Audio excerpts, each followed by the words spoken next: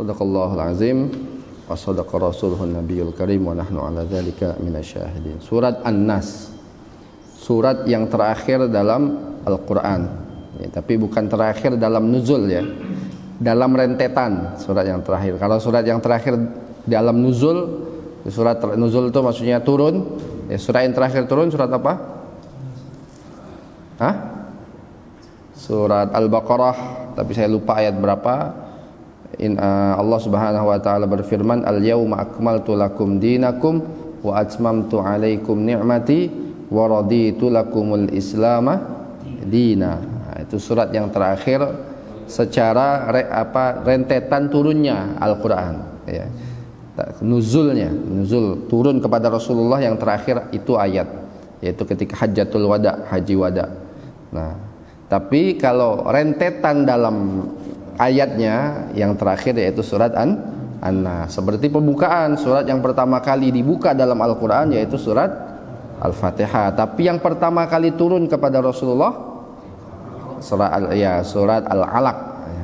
Iqra atau surat Al-Alaq ayat 1 sampai 5. Nah, kenapa disebut dengan surat An-Nas? Tasmiyatuha. Kenapa disebut dengan surat An-Nas? Summiyat suratun Nas liftitahiha biqauli tabaraka wa ta'ala qul a'udzu birabbin nas wa taqarrarat kalimatu an-nas fiha khamsu marrat.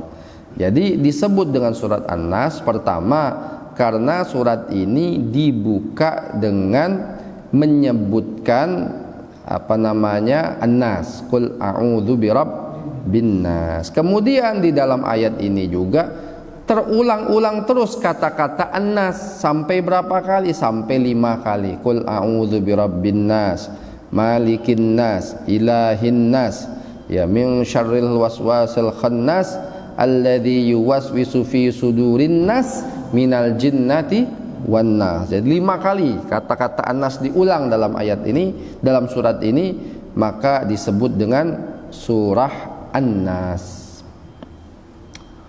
Wahia akhiru suratil Quran, dan dia surat yang terakhir di dalam Al-Quran.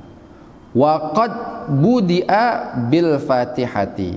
Nah, Al-Quran ini dibuka dengan surat Al-Fatihah. Allati hiya ista'anatu billah wa hamdan lahu. Jadi Al-Quran ini dibuka dengan surat Al-Fatihah. Di dalam surah Al-Fatihah itu ada kita minta tolong sama Allah dan muji Allah. Sedangkan di dalam surat An-Nas, maka Al-Quran ini juga ditutup dengan mu'awwidhataini, disebut dengan 2 surat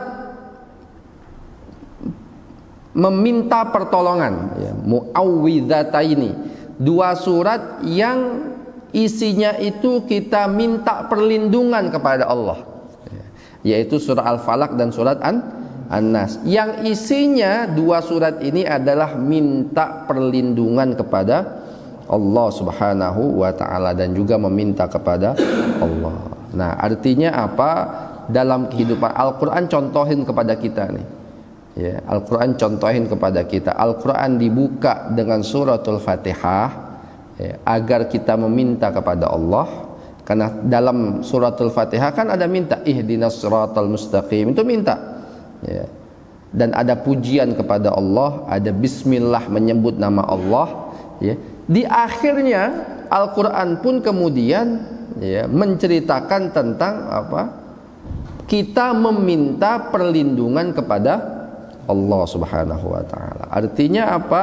Kehidupan kita ini setiap harinya harus selalu terikat dengan Allah. Mintanya sama Allah, mujinya sama Allah, mengharapnya hanya kepada Allah. Nah, kenapa kita harus mengharap kepada Allah? Kalau kita mengharap kepada makhluk pasti kecewa ya. Kalau mengharap kepada makhluk pasti kecewa, sehebat apapun makhluk itu. Saya berharap benar nih sama Pak Jokowi, pasti kecewa. Benar nggak? Ya, Saya berharap benar nih sama siapa, Anies Baswedan, pasti kecewa, pasti. Ya. Saya berharap benar nih sama siapa si Fulan bin Fulan orang kaya, pasti kecewa kita. Ya. Apalagi sama ketua RT doang ya, pasti kecewa kita. Ya. Maka hadirin yang dirahmati Allah Subhanahu wa taala, maka kita meminta dan mengharap hanya kepada Allah, memuji hanya kepada Allah. Sandaran kita hanyalah Allah Subhanahu wa taala. Kita nggak bakal kecewa kalau mengharap sama Allah. Allah pasti berikan jalan keluar kepada kita. Nah, maka ini diajarkan Al-Qur'an seperti itu ya. Di awal di dalam Fatihah ada meminta kepada Allah, memuji Allah. Di akhir pun kita meminta, khususnya meminta perlindungan kepada Allah Subhanahu wa taala. Nah, ayat ini istamalat hadhihi surah hiya thaniyal mu'awwidzaitaini. Ayat ini mencakup, yaitu dia salah satu dari dua surat yang isinya kita minta perlindungan kepada Allah. Surat yang pertama yaitu surat Al-Falaq. Jadi kalau disebut mu'awwidhataini ya, itu dalam tafsir itu suka disebut baca mu'awwidhataini. Nah, maksudnya itu apa? Al-Falaq dan An-Nas. Ya, mu'awwidhataini itu yaitu dua ayat yang kita minta perlindungan. Ya, surat Al-Falaq dan surat An-Nas. Ya.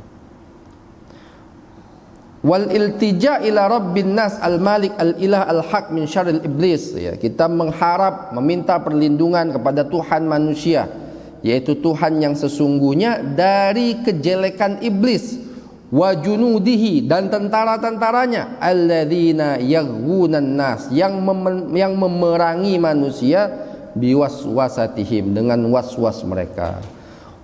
Waqad arafna, dan kita sudah tahu, anna hadhihi surah suratul Falaq wal Ikhlas ta'udzu bihinna Rasulullah min sihril yahud ya. Jadi dua surat ini, surat Al-Falaq dan surat An-Nas, juga surat Al-Ikhlas, Rasulullah sallallahu alaihi wasallam pernah minta perlindungan kepada Allah dengan surat ini dari sihirnya orang-orang Yahudi. Nah, jadi orang Yahudi dulu itu hebat sihir, Pak. Jadi sampai sekarang orang Yahudi itu, jangan kita lihat Israel dengan negaranya begitu hebat, itu nggak suka, nggak demen sihir.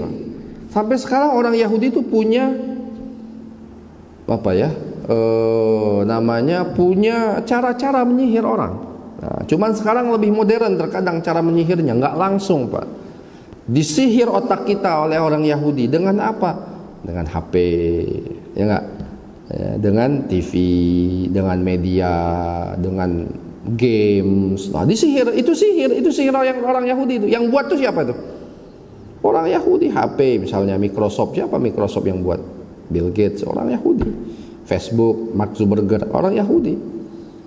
Ya, keturunan Yahudi, tapi tinggal di Amerika, tapi aslinya mereka orang Yahudi. Jadi sihirnya udah lebih hebat. Nah, maka Rasulullah mengajarkan, dan Rasulullah dulu minta tolong kepada Allah menggunakan surat ini. Nah, ini tawassulnya itu dengan surat ini ya, ketika mendapatkan sihir dari orang-orang Yahudi. Orang Yahudi dulu suka sihir ya, maka Rasulullah berlindung dengan surat ini ya. Maka waqila innal mu'awwidzatain kana yuqalu lahuma al-muqashkishitan ay tubri'ani minan nifaq. Dua surat ini, Al-Falaq dan An-Nas, ini juga manfaatnya adalah membersihkan kita dari sifat munafik ya. Dari sifat munafik. Makanya ya, salah satu sunnah Rasulullah itu membaca dua surat ini dan surat Al-Ikhlas ya, Qul huwallahu ahad, Qul a'udzu falaq, dan Qul a'udzu binnas, ini salah satu sunnahnya sebelum tidur ya. Sebelum tidur kita disunahkan membaca surat ini. Al-Ikhlas, Qul huwallahu ahad, Al-Falaq, Qul a'udzu birabbil falaq, sama An-Nas, Qul a'udzu birabbin binnas. Ini sunnah baca ini. Nah, dibiasain. Ya, kita baca duduk dalam keadaan wudu ya, dalam keadaan wudu, baca di atas tempat tidur kita, baca Al-Fatihah, baca ini 3 surat ini. ditambah ayat kursi boleh, ya, kemudian baca doa sebelum tidur, kemudian tiup di tangan kita, nah, itu, kemudian usapkan ke muka dulu, ya, usapkan ke muka dulu semuanya, setelah itu tiup lagi, usapkan ke seluruh tubuh. Nah, itu sunnah Rasulullah Sallallahu Alaihi Wasallam. Itu sunnah, ya. Maka kenapa? Karena kita sedang tidur kan kita nggak tahu. Ya, bisa jadi kita ketika tidur, makanya sering mimpi buruk, sering apa lagi? Mimpi junub, enggak juga ya sudah mimpi. Udah ada bini jarang lah mimpi junub. Kecuali dulu ya belum ada bini. Nah, maka hadirin jamaah yang dirahmati Subhanahu wa taala, ini surat kita minta perlindungan kepada Allah Subhanahu wa taala. Rawat Tirmidzi, diriwayatkan oleh Imam Tirmidzi kama taqaddam, ya, an Uqbah ibn Amir, dari sahabat Uqbah ibn Amir anin Nabi sallallahu alaihi wasallam, laqad anzalallahu ala ayatin lam yura mithlahun. Allah sudah menurunkan kepada saya beberapa ayat yang aku enggak melihat yang semisal dengannya. Apa itu? Surat Qul a'udzu birabbin nas ila akhir surah, sampai akhir surat, dan surat Qul a'udzu birabbil falaq ila akhir surah, sampai akhir surat juga. Qala hadza hadisun hasanun sahih. Hadis ini hasan sahih, ya, hadisnya sahih berarti. Ya, jadi kata Rasulullah enggak ngelihat ada ayat lain yang semisal dengan dua surat ini, An-Nas dan Al-Falaq, ya. Maka kita sering baca, ya, sebelum tidur, waktu pagi, waktu maghrib, ya. Makanya zikir maghrib, waktu zikir subuh sama maghrib itu agak dipanjangin daripada zikir yang lain, ya. Kalau kita sholat masjid nih jamaah, itu kan biasanya zikir subuh itu panjang. Oh, zikir zuhur, asar, isya itu standar aja. Tapi biasanya maghrib sama subuh itu zikirnya lebih panjang. Baca Al-Falaq, baca Al-Ikhlas, Al-Falaq, An-Nas, ditambah lagi akhir surat Al-Baqarah, ya, dan banyak yang lainnya. Kenapa? Untuk kita meminta perlindungan kepada Allah Subhanahu wa taala. Maka Allah Subhanahu wa taala berfirman, Qul a'udzu birabbin nas. Katakanlah wahai Muhammad, ya, a'udzu birabbin nas, aku berlindung, altaji'u, ya, aku berlindung birabbin nas, dengan Tuhannya manusia. Yaitu siapa? Allah Subhanahu wa taala. Allah ini Tuhan manusia saja atau Tuhan seluruh makhluk? Tuhan seluruh makhluk. Allah Tuhan manusia, Tuhan hewan-hewan, Tuhan tumbuhan, Tuhan bumi, Tuhan langit. Tapi kenapa ayat ini hanya disebutkan manusia? Ya.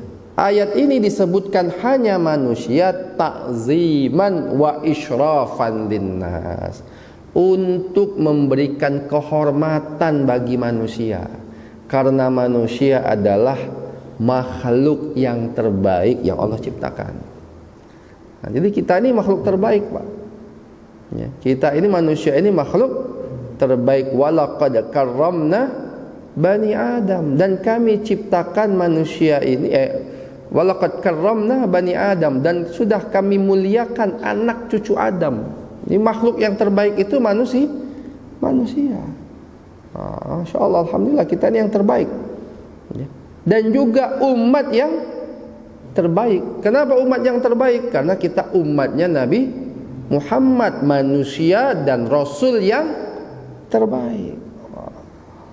Maka Masya Allah, alhamdulillah kita ini, walaupun hidung kita pesek,